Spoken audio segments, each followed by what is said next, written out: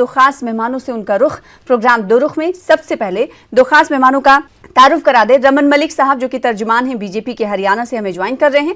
आपका इस्तकबाल करते हैं, स्वागत करते हैं। साथ ही साथ एक और खास मेहमान हमारे दरमियान मौजूद हैं, आलोक वर्मा साहब जो कि तर्जुमान हैं भारतीय किसान यूनियन के। आपका भी वेलकम करते हैं।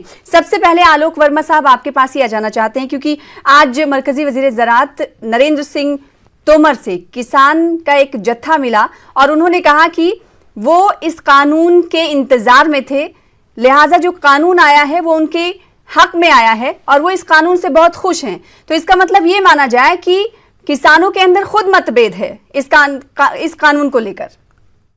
देखिए सना जी, मैं आपको बताऊं कि ये जो किसानों का जत्था नरेंद्र सिंह तोमर जी से मिला था और राजनाथ सिंह से मिला था जी, ये भारतीय किसान यूनियन भानु नाम का एक संगठन है जिन्होंने मिले थे। और ये इनका व्यक्तिगत, हम लोगों ने कल सिंधु बॉर्डर पर ये प्रेस कॉन्फ्रेंस करके खुद कहा था कि सरदार बीएम सिंह और भानु जो है इनका ये निजी बयान है और ये निजी फैसले हैं, ये हमारे साथ कभी नहीं रहे और किसानों की लड़ाई में आए जरूर थे, लेकिन इनका खुद का है और ना ये हमारी कोर कमेटी में कभी सदस्य रहे हैं।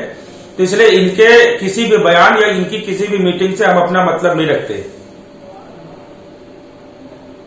लेकिन आपको लगता नहीं कि एक किसान जो रिप्रेजेंट कर रहा है पूरी तरीके से, अभी तक हम ये देखते आए कि किसान ये कह रहे हैं कि जब तक ये कानून रद्द नहीं हो जाते, कानून वापस नहीं लिया जाता, तब तक मानेंगे नहीं। उस आंदोलन के बीच एक जत्था अगर ये कहे तो आपको नहीं लगता कि किसानों का जो आंदोलन आपके जरिए किया जा रहा है या हो रहा है वो कमजोर भी होगा?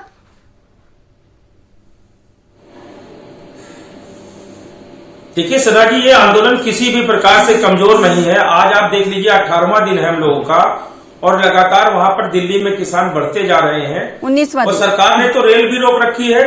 रेल चला दे, पूरे देश का किसान देखिए दिल्ली पहुंचता है।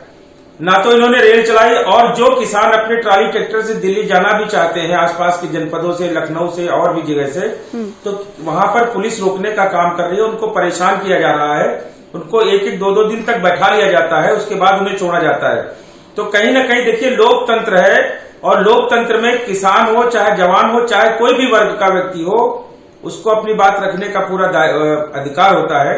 और सरकार अगर ऐसे काम कर रही है तो मुझे लगता है कि लोकतंत्र में ठीक नहीं है, क्योंकि ये जो 3 कृषि बिल हमारे लिए आए थे सना जी, ये जो 3 कृषि बिल हमारे लिए आए थे इसका किसानों ने पहले से ही विरोध किया था। और किसानों ने ये कहा था कि अगर आपको कृषि बिल लाना था तो कौन सी इतनी जल्दबाजी थी भाई आप हमसे पूछ लेते, सलाह मशवरा कर लेते, फिर ये बिल लेके आते। और आप ये बताओ, कोरोना काल में जहां पर देश की पूरी अर्थव्यवस्था रुकी हुई थी, जहां पर सब कुछ रुके हुए थे, सारे उद्योग धंधे बंद थे, ऐसे समय में ये बिल लाकर किसानों के ऊपर जबरदस्ती थोप दिए गए। आप एक चीज ये बताओ कि भारत का किसान कैसा किसान है, उसको सरकार मानती है। जमीन हमारी है, फसल हमारी है, मेहनत हमारी है, फसल का दाम सरकार तय कर रही है। और आज किसान लड़ रहा है तो सिर्फ एमएसपी के लिए लड़ रहा है और एमएसपी पे भी सरकार देने को तैयार नहीं। रमन मलिक साहब, एमएसपी की लड़ाई किसान लड़ रहे हैं और उनका ये कहना है कि उनसे बेहतर किसानी और खेती को कोई नहीं जानता। सरकार भले ही ये कहे कि ये किसानों के हक में है, लेकिन जब किसान ही नहीं मान रहे तो सरकार आखिर कैसे समझाएगी? देखो, मैं 2-3 चीजें बड़ी स्पष्ट रूप से बोल रहा हूँ कि सोते हुए को जगाना आसान है, जागते हुए को जगाना बहुत मुश्किल होता है। कि बहरहाल इतना जरूर बोल देता हूँ कि अभी आलोक वर्मा जी ने बोला कि जी हमारी फसल है, हम अपने भाव पे बेचेंगे। तो यही तो हम कह रहे हैं कि आपकी फसल है, आप अपने भाव पे बेचिए, क्योंकि चौधरी महेंद्र सिंह टिकैत या सर छोटू राम, देवीलाल जी, चंद्रशेखर जी, ये सारे नेता जो किसानी से जुड़े हुए थे कभी ना कभी, ये हमेशा बोलते आए कि किसान को आजाद कर दीजिए, क्योंकि जब एक व्यापारी या उद्योगपति अपने उद्योग में निकला हुआ माल अपने भाव पे बेचता है तो मेरे किसान को भी अधिकार होना चाहिए कि वो अपने भाव पे अपना माल बेचे। एक चीज। दूसरी चीज, आज मैंने ट्वीट करा है और आपका शो है, क्योंकि आपका आज के दिन में पहला शो है, तो मैं सबसे पहले ये चीज आपके चैनल पे ही बोल रहा हूँ और अभी आलोक वर्मा जी से जवाब देते नहीं बनेगा। ये देखिए साहब, ये है जो कवर होता है manual of Punjab agriculture produce market law सन 2006 का। आप चाहेंगी तो मैं आपको इसमें दे दूंगा, आपकी चैनल को पहुंचा दूंगा। इसके अंदर जो इंडेक्स है उसमें पॉइंट नंबर 8 कहता है no private market to be open in or near places declare to be market, मतलब कि जो कोई प्राइवेट मार्केट मंडी नहीं खुलेगी जहां पे ऑलरेडी सरकारी मंडी खुली हुई या खुलने वाली है। इसका मतलब यह है कि जहां पे नहीं खुली हुई या नहीं खुलने वाली या नोटिफिकेशन नहीं है वहां पे प्राइवेट मंडी खुल सकती है। तो 2006 में कैप्टन अरविंदर सिंह ने पंजाब में पहले से ही प्राइवेट मंडी का रास्ता खोल चुके हैं। आज तक आप क्यों सोते रहे साहब? ये जो नींद है ये 14 साल बाद टूटी आपकी।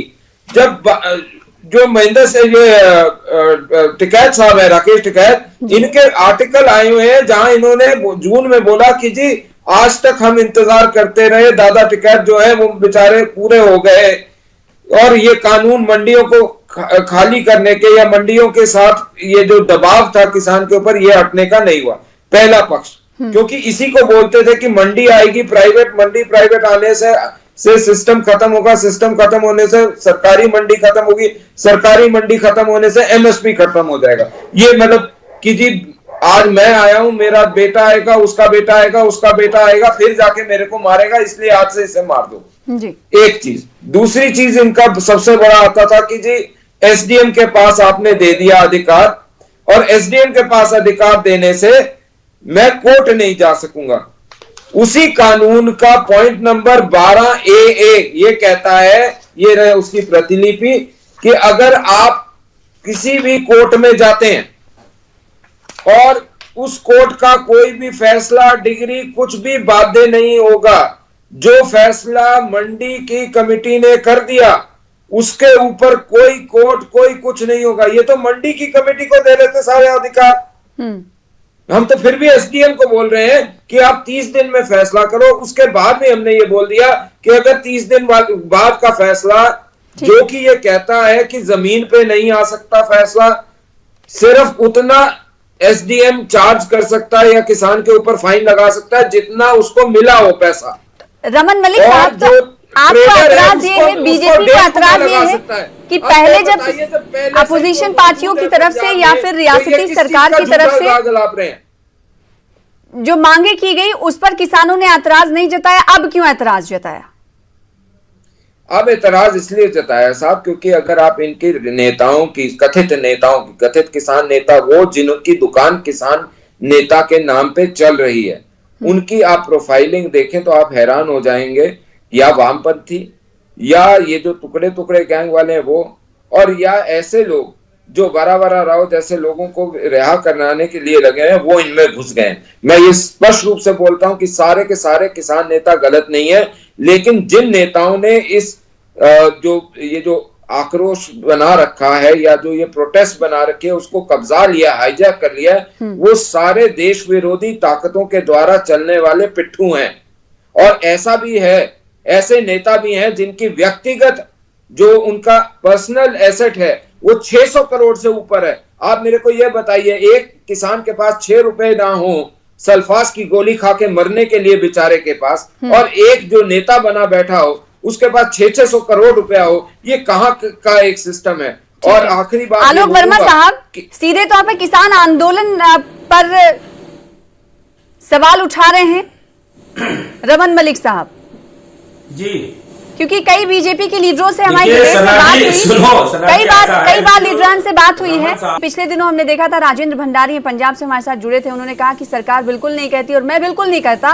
उन्होंने सीधे तौर पर कहा था, हालांकि वो बीजेपी लीडर है, उन्होंने कहा था कि मैं हृदय से किसानों का सम्मान करता हूं और मैं ये कभी नहीं कहूंगा कि जो प्रोटेस्ट किसानों का हो रहा है वो किसी और के इशारे पर हो रहा है। तो इसका मतलब ये भी माना जा सकता है कि बीजेपी के अंदर भी मतभेद है। आलोक वर्मा, देखो सना जी, ऐसा है, ये रमन जी जो है अभी नए प्रवक्ता होंगे और ये जो किसान नेताओं के ऊपर, सुनो, जो किसान नेताओं के ऊपर इन्होंने टिप्पणी की है, तो देखो जिसने कभी धनिया नहीं बोया, आज वो कृषि की बात कर रहा है। देखो इनके जितने नेता है ना, कोई खालिस्तानी बता देता है किसानों को, कोई पाकिस्तानी बता देता है। अच्छा ये बताओ, ये जो हमारे ऊपर इल्जाम लगा देते हैं कि हमारे ऊपर कुछ ऐसी ताकतें हैं ये क्या पे उनकी रिश्तेदारी है? ये चीन में इनकी रिश्तेदारी है, पाकिस्तान में इनकी रिश्तेदारी है, जिनको पता लग जाता है हमारे यहाँ कौन है। अरे देख लीजिए, बीजेपी जो है, इनके नेताओं को आजकल नींद नहीं आ रही है। इनके नेता नींद की गोली एक एक करके प्रवक्ताओं के मुंह में आवाज नहीं। इनको रट्टू तोता की तरह जितना सिखा दिया जाता है, इनको रट्टू तोता की तरह जितना सिखा दिया जाता है, ये उतने बोलते हैं। और सुनिए, नए नए प्रवक्ता जो बने हैं, उनको अभी कोई ज्ञान नहीं है।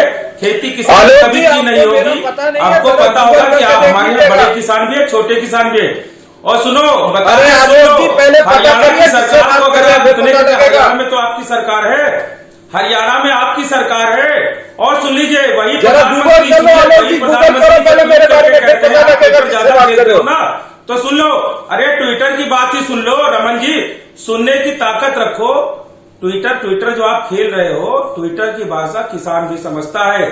और जो आपने एक प्लान बनाया था ना कि इस देश में दो ही वर्ग को रखेंगे, एक बड़ा वर्ग, एक छोटा वर्ग। किसने बोला था? देगा छोटा वर्ग आपके पीछे जितना बात बोलेगा। रमन जी, इस बात को दिमाग से एकदम निकाल दीजिए।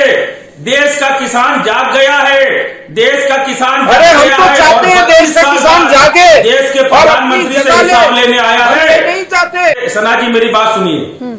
प्रधानमंत्री जी ने ट्वीट किया और उन्होंने उसमें साफ साफ कहा कि हमारा जो कानून है वो गंगा की तरह साफ है। किसान अपनी फसल को जहां चाहे वहां बेच सकता है, कहीं भी उसको बेचने में मनाही नहीं है। और अगर उसको किसी दूसरे राज्य में अपने राज्य से ज्यादा पैसा मिलता है तो वहां भी बेच सकता है। जहां के ये प्रवक्ता है वहीं में इनकी सरकार है। और मनोहर लाल खट्टर जी का 28 नवंबर का ट्वीट आप पढ़ लो। उन्होंने कहा कि राजस्थान, हमारे हरियाणा में 2130 रुपए कुंटल बाजरा बिक रहा है, जबकि पड़ोसी राज्य राजस्थान में 1300 रुपए कुंटल बिक रहा है। हमें ये शिकायत मिल रही है कि राजस्थान के कुछ किसान या राजस्थान के किसान आकर हरियाणा में बाजरा बेच रहे हैं। मैं इसे होने नहीं दूंगा। मध्य प्रदेश का मुख्यमंत्री इनके कहते हैं अगर कोई बाहर से आ जाए तो उसकी गाड़ी सीज करा दो, उसको जेल भेज दो। ये बताओ, प्रधानमंत्री जी को नहीं मानते? ये अपना खुद शासन चलाना चाहिए या प्रधानमंत्री जो कहते हैं वो सब गलत कहते हैं? मलिक साहब, यही बात तो है। सरकार ही कहती है वन नेशन और वन लॉ की बात करती है सरकार, तो उनके लीडर फिर दूसरा बात क्यों करते हैं? देखिए, मैंने जो बात माननीय खट्टर साहब ने बोली वो ये थी कि हम हरियाणा के अंदर बाजरे का स्टेट की तरफ से एमएसपी देते हैं, साथ में खरीद करते हैं, जबकि केंद्र कोटा में बाजरा इतना नहीं जाता। हम फिर भी दाना दाना उठाते हैं। किस लिए उठाते हैं? ताकि हमारे क्षेत्र का जो किसान है उसको एक सहयोग मिले, उसको मदद मिले। 400-500 रुपए क्विंटल का उसको एक तरीके से फायदा हो जाता है हम जब खरीदी करते हैं सरकार के तौर पे। अगर आज के समय पे यही एमएसपी की खरीद बाजरे की राजस्थान करता तो राजस्थान में वो बेचते, वहां नहीं बेच पाते। क्यों नहीं बेच पाते? क्योंकि वहां खरीदते नहीं है। पंजाब में गेहूं और धान के अलावा और कुछ बिकता नहीं है एमएसपी पे, जबकि सरकार ने 23 ऐसी फसलें हैं जिनके ऊपर एमएसपी तय कर रखी है। तो क्यों नहीं देते? 12 की तो हरियाणा देता है। पेप्सी को, जो दुनिया की सबसे बड़ी कॉर्पोरेट एग्रीकल्चरिस्ट है, उसको लाने और ना लाने के झगड़े में अपना सरदार बादल साहब, छोटे सुखबीर बादल और कैप्टन साहब के झगड़े भी हुए। मैं आपको सिर्फ इतनी सी चीज बोलना चाह रहा हूं, मेरे पूरे वक्तव्य का आप ध्यान से सुने कि 2006 का नियम जो कैप्टन अमरिंदर सिंह ने पास करा था, मैं आप चाहूंगा आलोक जी कि आप जाएं और अगर आपके पास कॉपी नहीं मिलती तो मेरे से ले लें और उसको पढ़ें। उसमें ये पॉइंट नंबर 8 में क्लियरली दिया हुआ है कि प्राइवेट मंडी खुल सकती है। उसमें पॉइंट नंबर 12 AA में लिखा हुआ है कि कोई भी व्यक्ति मंडी कमेटी के दिए हुए निर्णय के अगेंस्ट कोर्ट का कोई भी ऑर्डर नहीं चलेगा। आप मेरे को सिर्फ इतनी सी चीज बता दीजिए, ये दोनों चीजें जो है 2006 की पारित है। अगर मैं गलत कह रहा हूं तो मैं आज भी आपको खुले बोल रहा हूं कि मैं माफी मांगूंगा। और मैं आपके माध्यम से सरकारों ने कहा, सना जी 10 बीजेपी का यही कहना है कि उस वक्त फिर आपने आवाज नहीं उठाई। आज जब सरकार यही काम कर रही है तो आप सड़कों पर उतर रहे हैं। चीज कहना चाहता हूँ आलोक जी से, ये भी कहना चाहता हूँ कि आलोक जी मेरी खुली चुनौती है, 500 से ऊपर किसान नेता हैं। मैं आप लोगों की बात सुनने को तैयार हूं, मेरे को कन्विंस करा दीजिए, मैं पार्टी की स्पोक्सपर्सनशिप से भी त्याग दे दूंगा और आपके साथ आके धरने पे बैठ दूंगा अगर आप मेरे को कन्विंस कर दें कि ये लॉज किसान के अगेंस्ट है। ठीक है, आलोक वर्मा साहब आपका जवाब। देखो सरा जी, इन्होंने बहुत अच्छा बात कही है, मैं इनकी बात का पूरा उत्तर दूंगा। ठीक है, इनके जो 3 कानून आए हैं उसमें एक इन्होंने तो आप ये बताइए, इन्होंने आवश्यक जो असेंशियल सर्विसेज हैं उनसे रोक क्यों हटा ली? और रोक हटा ली तो आप देख लीजिए आज महंगाई कहाँ कंज्यूमर के ऊपर सीधे बढ़ रही है। इसके ऊपर सरकार का नियंत्रण क्या है? क्यों सरकार ने हटा दी?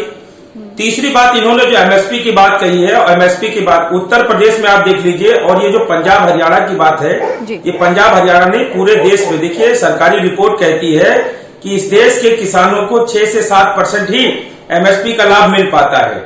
हम लोगों की मांग ये है कि जो आप एमएसपी सरकार निर्धारित करे उसको आप गारंटीड कानून बनाइए और ये पूरे देश में लागू करो कि अगर 1868 धान की कीमत है तो ये देश के प्रत्येक किसान को मिले, चाहे वो मंडी में बेचे, चाहे प्राइवेट सेक्टर में बेचे, चाहे किसी आड़ती को बेच दे और चाहे जिसको बेच दे।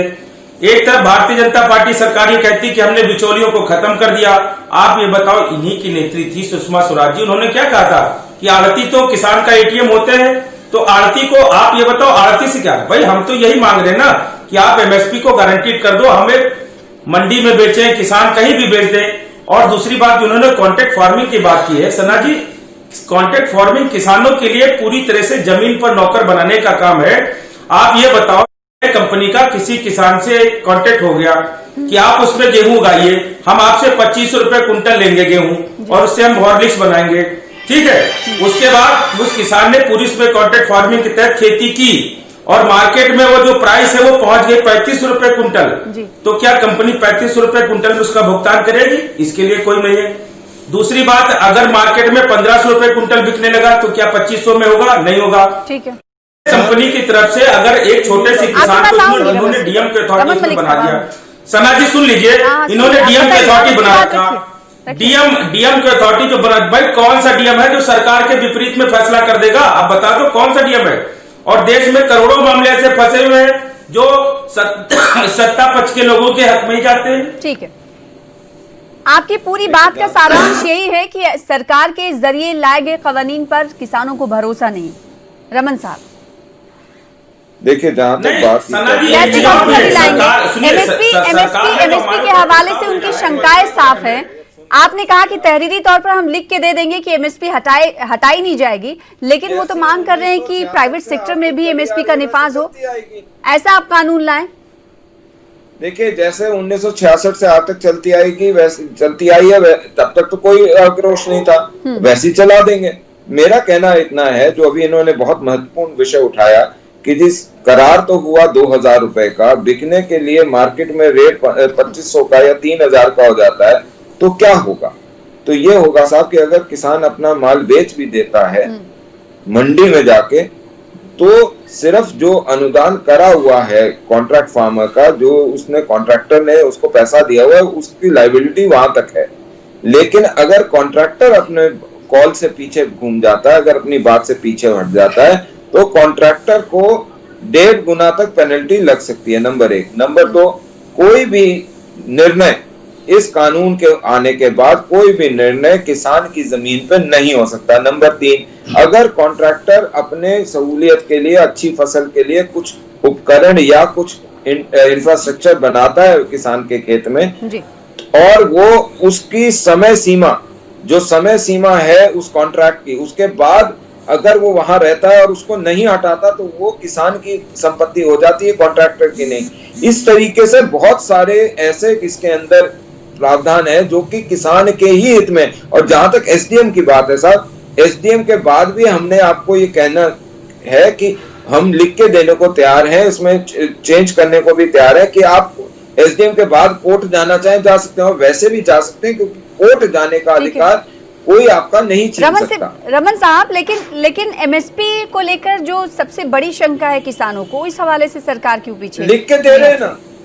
नहीं तो वो तो कह रहे हैं प्राइवेट सेक्टर में भी चाहिए। आज तक जैसी चलती आई वैसे चलेगी, हर साल बढ़ के आएगी। नहीं, वो तो कह रहे हैं कि प्राइवेट सेक्टर में भी एमएसपी पर ही खरीद हो। किसानों की तो ये भाई मांग। आज तक ये डिमांड क्यों नहीं की? ठीक है, ठीक है। आलोक वर्मा 2020 साहब, में क्यों आई है डिमांड? आज तक किसानों की जानिब से ये मांग क्यों नहीं की गई? आज सरकार से आप क्यों मांग रहे हैं ऐसा, जब पहले एमएसपी पर प्राइवेट सेक्टर में खरीद नहीं होती थी, तो आप आज यदि किसानों की तरफ से ऐसी मांग क्यों की जा रही? सरकार का सीधा सवाल आपसे यही है।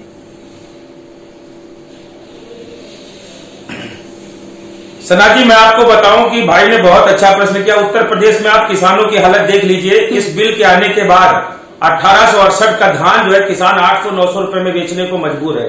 इसके पहले भी सरकारों ने एमएसपी पे खरीदारी नहीं की, इस बात को स्वीकारता हूं, लेकिन कभी भी बाजार का मूल्य और मंडी के मूल्य में 200-300 रुपए से ज्यादा अंतर भी नहीं रहा। आधे का अंतर हो गया इस बिल के आने के बाद।